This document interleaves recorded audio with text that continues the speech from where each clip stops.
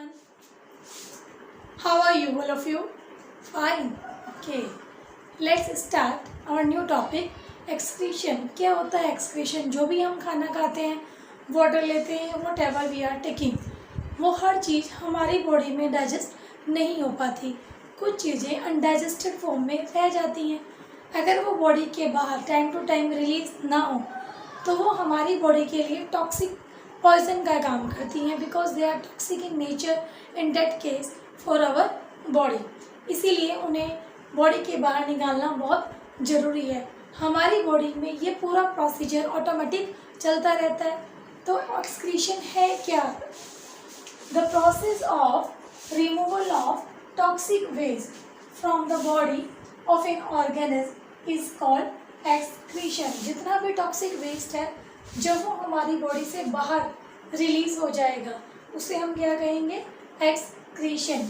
जब एक्सक्रीशन करते हैं तो जितना भी सॉलिड और लिक्विड दोनों हमारी बॉडी के बाहर चले जाते हैं. उस प्रोसेस में हमारी बॉडी के अंदर वाटर और मिनरल्स की एक पर्टिकुलर अमाउंट मेंटेन रहती है. That process to maintaining the water and minerals in our body is known as osmoregulation. जब हमारी बॉडी में वाटर की अमाउंट मेंटेन रहेगी तो हमारी बॉडी का एक टेम्परेचर, जो एक फिक्स टेम्परेचर है 37 डिग्री सेंटीग्रेड, वो भी मेंटेन रहेगा. उस मेंटेन रहने की प्रोसेस को हम लोग कहते हैं osmoregulation. The process of controlling the amount of water in the body of an organism is called osmoregulation. अब एक्सक्रीशन प्लांट और एनिमल्स दोनों में ही होता है. प्लांट्स का जो वेस्ट प्रोडक्ट्स होता है वो ह्यूमंस के लिए यूजफुल है. इट मीन्स जो भी प्लांट्स रिलीज करेंगे वो चीज़ ह्यूमंस लेंगे. प्लांट्स क्या करते हैं? फोटोसिंथेसिस के थ्रू अपना फूड प्रिपेयर करते हैं और हमें क्या देते हैं? ऑक्सीजन. हमसे क्या लेते हैं? Carbon dioxide. तो ऑक्सीजन उनके लिए क्या हुआ? वेस्ट. जो भी फूड प्लांट फ्रूट्स की फॉर्म में, फ्लावर्स की फॉर्म में हम लोगों को दे रहे हैं, they are not taken their self. वो अपने आप तो उसका यूज़ नहीं करते, तो वो सब क्या है? उनके लिए वेस्ट. लेकिन हम लोगों के लिए वो सब बहुत ही यूजफुल है. Excretion in plants. The main waste products produced by plants are carbon dioxide, water vapours and oxygen. अब प्लांट्स में तीनों टाइप का वेस्ट होता है: solid, liquid and gaseous. Solid waste in plants. Solid waste क्या होगा? Repeats and rubber, जो हम इकोनॉमिकल फॉर्म में भी यूज़ करते हैं. लिक्विड वेस्ट इन प्लांट, जितने भी ऑयल है वो सारे हमें कहाँ से मिलते हैं? प्लांट से ऑब्वियसली. तो जो भी नेचुरल ऑयल होता है that release from as a waste from the plant, like sandalwood oil, eucalyptus oil, so many oils. Jasmine oil we are using only for the smell purpose, for the perfume flavoring agent etc. वो सब हमें कहाँ से मिलते हैं? Plant से. Gaseous waste in plants. Gaseous waste, oxygen, क्योंकि plants को ऑक्सीजन की ज़रूरत नहीं है, उन्हें क्या चाहिए? Carbon dioxide.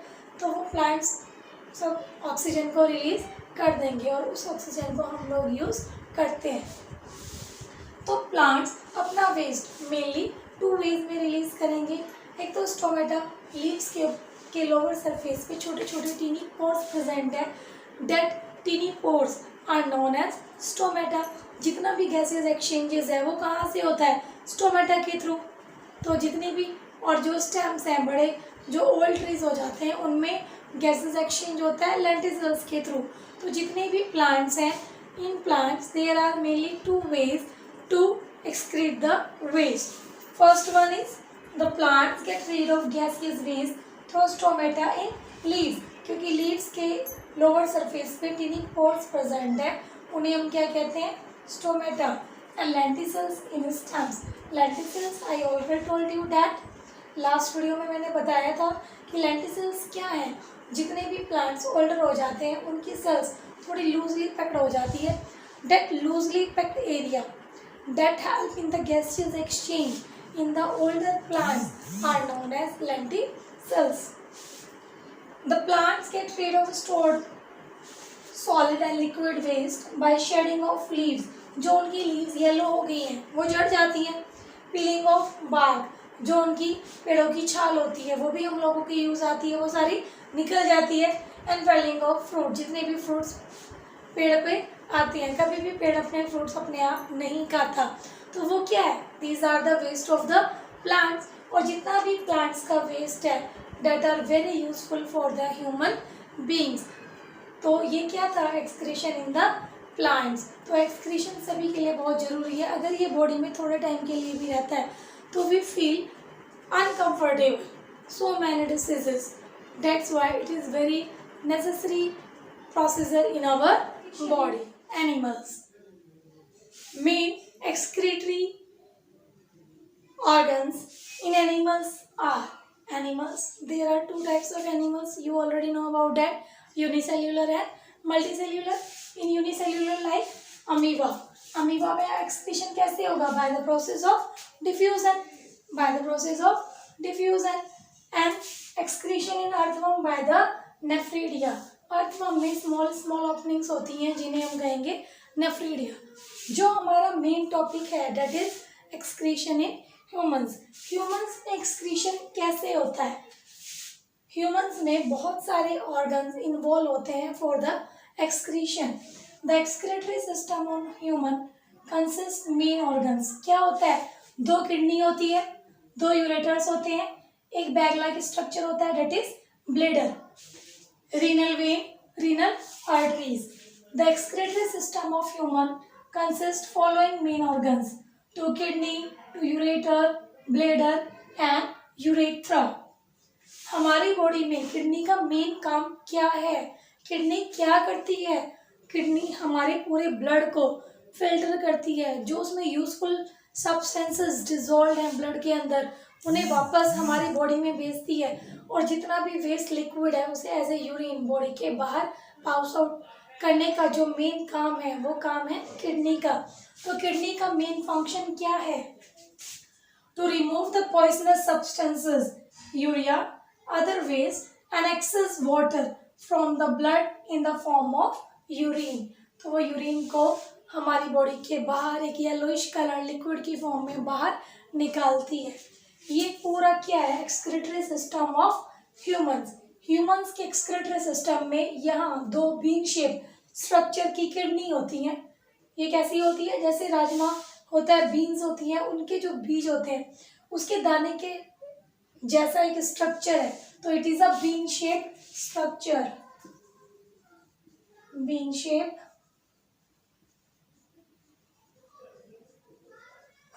ये बीन शेप की स्ट्रक्चर होती है जो कनेक्टेड होती है आर्टरीज और वेन से. जो आर्टरीज और वेन हमारे हार्ट से कनेक्टेड थी वो यहाँ किडनी में भी कनेक्टेड होती है. एक साइड रीनल वेन होती है और एक साइड रीनल आर्टरीज. आर्टरीज यहाँ दो पाइप लाइक स्ट्रक्चर है, these two tube like structures को हम क्या कहेंगे, यूरेटर. दो यूरेटर्स होते हैं, एक बैग लाइक स्ट्रक्चर होता है that is known as bladder. ये बैग लाइक स्ट्रक्चर थोड़े टाइम के लिए temporarily stored the liquid part and out of the opening that is as a urine. अब होता क्या है एक्चुअल में, हमारी बॉडी में आर्टरीज और वेन्स, आर्टरीज जो एक कलर्ड पार्ट है, इट मीन्स जो हमारी बॉडी में डर्टी ब्लड है जो फिल्टरिंग होना है वो रीनल आर्टरी के थ्रू इन किडनी में आएगा. किडनी में एक फिल्टरिंग यूनिट लगी हुई होती है डेट इज नेफ्रॉन. वो नेफ्रॉन इस ब्लड को प्योरीफाई करता है that is the filtering unit, और रीनल वेन में पास कर देता है. रीनल वेन के थ्रू ब्लड दोबारा हमारी बॉडी में सर्कुलेट हो जाएगा. I will explain to you with help of diagram of excretion in humans. Excretion in humans mainly occur by kidney. Kidney is a bean shape structure. उसमें जो main filtering unit होती है वो होती है नेफ्रॉन. नेफ्रॉन के two parts हैं, एक बाउमेन कैप्सूल है और एक ट्यूबेली है. इनसे रीनल आर्टरी और रीनल वेन कनेक्टेड होती है जो ब्लड को फिल्टर करेंगी. क्लीन ब्लड को हमारी बॉडी में चला जाएगा और यहाँ से डर्टी ब्लड इसमें आके फिल्ट्रेट होगा. यूरिन यहाँ से बॉडी के बाहर डेट इज द यूरेटर. ट्यूबेली को that is the main filtering unit of the kidney, that is nephron. ये सबसे इम्पॉर्टेंट पार्ट है किडनी का, जो यूरिन, जो हमारे ब्लड को फिल्टर करने का काम करेगा। इसीलिए इसको हम पूरा स्टडी करेंगे। ये इसी का एक सेपरेट डायग्राम है, दैट इज द नेफ्रॉन। ये नेफ्रॉन है, कप लाइक स्ट्रक्चर। इस कप लाइक स्ट्रक्चर को हम कहेंगे बाउमेन कैप्सूल। इसके अंदर टू पार्ट्स हैं, एक तो ये कप लाइक स्ट्रक्चर है और एक ये ट्यूब लाइक स्ट्रक्चर है, दैट इज नोन एज ट्यूबैली। इसको हम कहेंगे ट्यूबैली, दैट इज ट्यूबैली। ये दोनों स्ट्रक्चर बाउमेन कैप्सूल एंड ट्यूबैली, यहाँ पे एक नेटवर्क ऑफ सेल्स होता है, उसे हम कहेंगे ग्लोमेरुलस। एक कप लाइक स्ट्रक्चर है, उसे कहते हैं बाउमेन कैप्सूल। इससे ये ट्यूब लाइक स्ट्रक्चर कनेक्टेड है, उसे कहेंगे ट्यूबैली। यहाँ एक सेल्स का नेटवर्क बना हुआ है जो फिल्टर का काम करेगा, ये है ग्लोमेरुलस। इसके सराउंडिंग ये ब्लड वेसल्स लिपटी हुई है इस ट्यूबैली के चारों तरफ, और यहाँ पे यूरेटर्स, यूरेथ्रा, देन यूरिन। सबसे पहले क्या प्रोसीजर में होता है? सबसे पहले ये क्या है हमारी रीनल, ये रीनल आर्टरीज, रीनल आर्टरी से डर्टी ब्लड आएगा, तो ये क्या है रीनल आर्टरी। यहाँ से डर्टी ब्लड एंटर करेगा, ये इसके अंदर फिल्टरिंग यूनिट्स लगी हुई हैं, इसमें से ब्लड फिल्टर करेगा।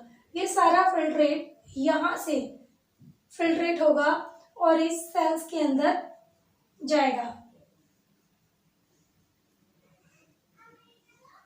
फिल्ट्रेट यहाँ से फिल्ट्रेट होगा और ट्यूबैली के अंदर पास आउट हो जाएगा।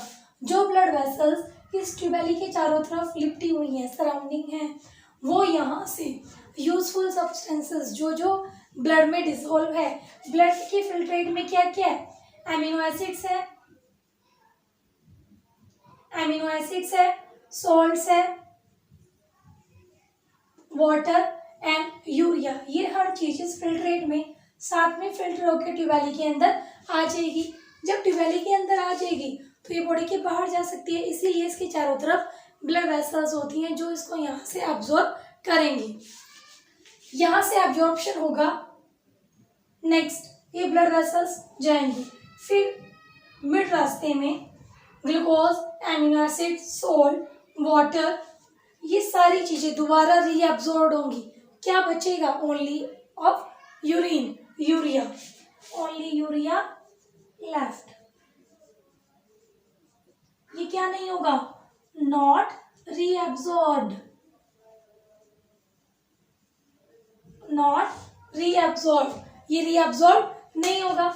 यहाँ से सारा ब्लड जो क्लीन ब्लड है वो बॉडी के बाहर रीनल वेन्स के थ्रू बॉडी के बाहर और पूरा हमारी बॉडी के अंदर सर्कुलेट हो जाएगा।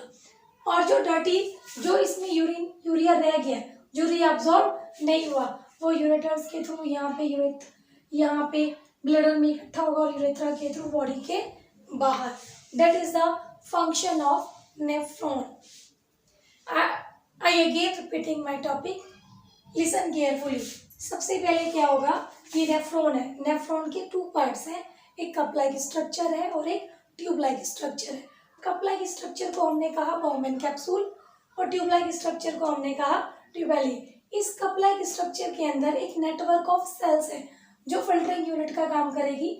डर्टी ब्लड रीनल आर्टरी के थ्रू यहाँ से आएगा, डर्टी ब्लड यहाँ फिल्टरिंग यूनिट में पास आउट होगा, फिल्टर होगा, फिल्टर होके जब ट्यूबैली में जाता है तो ट्यूबैली के चारों तरफ ब्लड वेसल्स लिपटी हुई हैं जो वहाँ से एमिनो एसिड्स, सोल्ट, वाटर और यूरिया को एब्जॉर्ब करती हैं। उसके अंदर फिल्ट्रेट के अंदर ये सारी चीज़ें हैं। यहाँ पे ब्लड कैपिलरीज इसको एब्जॉर्ब कर रही है। सिर्फ क्या बचता है? यूरिया, जो रीअब्जॉर्ब नहीं होगा ट्यूबैली के अंदर। बाकी जो हमारे लिए यूजफुल सब्सटेंसेस हैं वो हमारे ब्लड वेसल्स में रीअब्जॉर्ब हो जाएंगे और ये रीअब्जॉर्ब होके क्लीन ब्लड रीनल वेन के through, that is renal vein के थ्रू बॉडी के रीनल वेन के थ्रू सारे ऑर्गन्स को मिल जाएगा। और जो वेस्ट प्रोडक्ट है वो ट्यूबैली के through out of the body ये कनेक्टेड है। यहाँ यूरेटर्स के थ्रू ही यहाँ चले जाएंगे, फिर ब्लैडर में थोड़े टाइम के लिए टेम्पोरेरी स्टोर्ड होंगे और ओपनिंग के थ्रू यूरिया बॉडी के बाहर हो जाएगा। तो that is the main function of kidney. Main excretory system in humans. कौन कर रहा है मेन एक्सक्रीशन का काम? किडनी। किडनी कैसी है? Been shape structure. Been shape structure के अंदर एक मेन फिल्टरिंग यूनिट का काम कौन करता है? नेफ्रॉन। नेफ्रॉन 2 पार्ट से मिलके बना हुआ है, एक कप लाइक स्ट्रक्चर और एक ट्यूबेली। कप लाइक स्ट्रक्चर के अंदर फिल्टरिंग यूनिट लगी हुई है, जहां से blood, dirty blood renal artery के थ्रू आएगा, फिल्टर होगा। इस फिल्ट्रेट के अंदर जो भी हम खाते हैं, एमिनो एसिड्स, सॉल्ट्स, वाटर और यूरिया ब्लड वेसल्स में चले जाएंगे। यहाँ रीअब्जॉर्प्शन होगा, सिर्फ यूरिया बचेगा जिसको ब्लड वेसल्स एब्जॉर्ब नहीं करेंगी। ब्लड यूरिया ट्यूबेली के थ्रू, यूरेटर्स के थ्रू, ब्लैडर और go out of the body. और जो क्लीन ब्लड वेसल्स ने एब्जॉर्ब किया है वो वापस रीनल वेन के थ्रू हमारी बॉडी में वापस चला जाता है। ऐसे ये सर्कुलेशन कॉन्टिन्यूसली चलता रहता है और हमें क्लीन ब्लड मिल जाता है। तो किडनी क्या कर रही है? Main filtering unit in our body. अगर किसी भी रीजन से हमारी बॉडी में ये किडनी काम करना बंद कर दें तो क्या होगा? हमारी कितनी किडनी है? 2 किडनी है।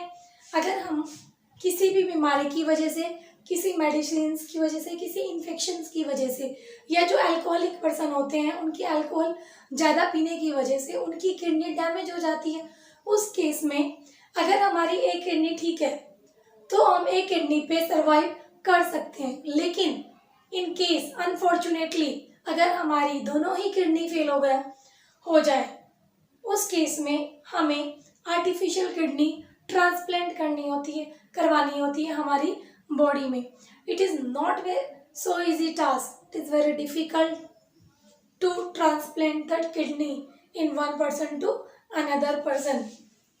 तो जब वो किडनी ट्रांसप्लांट की जाती है तब तक एक प्रोसीजर चलता है बॉडी में, उसे हम कहते हैं आर्टिफिशियल किडनी, रीनल फेलियर और किडनी फेलियर। क्या होता है रीनल फेलियर और किडनी फेलियर? जब हमारी किडनी प्रॉपर काम करना बंद कर देती है, उस केस में हमारी बॉडी में टाइम टू टाइम हमें वीक में 2 टाइम या वीक में 1 टाइम डॉक्टर्स के पास जाना होता है, जो हमारी बॉडी से सारे वेस्ट को ब्लड से बाहर निकलते हैं और यूजफुल सब्सटेंसेस वापस हमारी बॉडी में सर्कुलेट होता रहता है। That is based on dialysis. तो आर्टिफिशियल किडनी किस पे बेस्ड है? डायलाइसिस। डायलाइसिस एक्चुअल में है क्या? जैसे डिफ्यूजन होता है automatically higher concentration to lower concentration, ऐसे ही सेलुलोज के थ्रू सॉल्यूशन बाहर जाता है और अंदर आ जाता है। The procedure used for cleaning the blood by separating waste from it is called dialysis. तो जिस प्रोसीजर के थ्रू हमारे ब्लड को क्लीन किया जाता है उसे हम क्या कहेंगे? डायलाइसिस। अब ये डायलाइसिस कैसे की जाती है? जब डॉक्टर्स के पास जाया जाता है तो डायलाइसिंग सॉल्यूशन प्रिपेयर होता है। उस डायलाइसिंग सॉल्यूशन में जो चीज़ें हमारी यूजफुल हैं like amino acid, salt, water, ये सब चीज़ें डिजोल्व होती हैं, वो सॉल्यूशन हमारी बॉडी में जाएगा और जो वेस्ट है वो बॉडी के बाहर आता चला जाता है। तो 2 पाइप्स लगा देते हैं। 2 पाइप्स, एक पाइप के थ्रू यूजफुल सब्सटेंसेस हमारी बॉडी में एंटरिंग करता है जिसे हम कहते हैं डायलाइजिंग सॉल्यूशन, और एक पाइप के थ्रू जो वेस्ट है वो बॉडी के बाहर आ जाता है। That complete is known as dialyzing procedure. And ये क्यों यूज़ किया जाता है? ये क्या है? Artificial kidney. आर्टिफिशियल फॉर्म में जो एक नेचुरल फिनोमेना हमारी बॉडी में चल रहा है वो अगर प्रॉपरली नहीं हो पा तब हमें क्या यूज़ करनी पड़ती है? Artificial kidney. और अगर हमें एक मैचिंग की किडनी मिल जाए तो हमारी बॉडी में वो ट्रांसप्लांट कर दी जाती है। Have you clear to all of you now? Now our topic excretion is over. If you have any problem you can write in your comment box. Please like and subscribe my channel. Thank you.